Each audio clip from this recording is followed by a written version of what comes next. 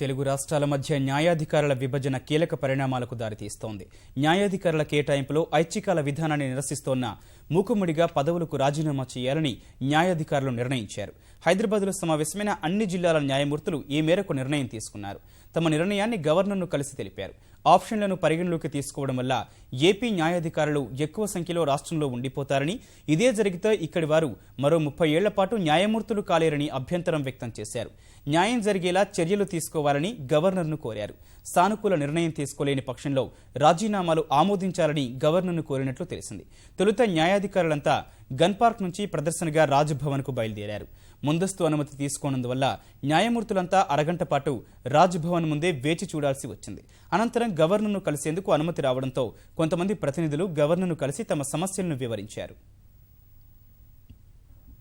ఈరోజు ఆప్షన్ల విధానానికి తెరలేపి ఆప్షన్ల విధానంతో సీమాంధ్ర ప్రాంత వ్యక్తులను ఈ న్యాయ వ్యవస్థలోకి చొప్పించి 30 సంవత్సరాల పాటు తెలంగాణ ప్రాంతంలో పుట్టిన ఏ వ్యక్తి కూడా ప్రమోషన్లతో, జిల్లా జడ్జి ప్రమోషన్లతో హైకోర్టును చేరుకోకుండా షట్టర్లు మూసివేసిన ఒక విషయాన్ని ప్రపంచానికి తెలియజెప్పాలని వాళ్ళు ఇక్కడికి రావడం జరిగింది.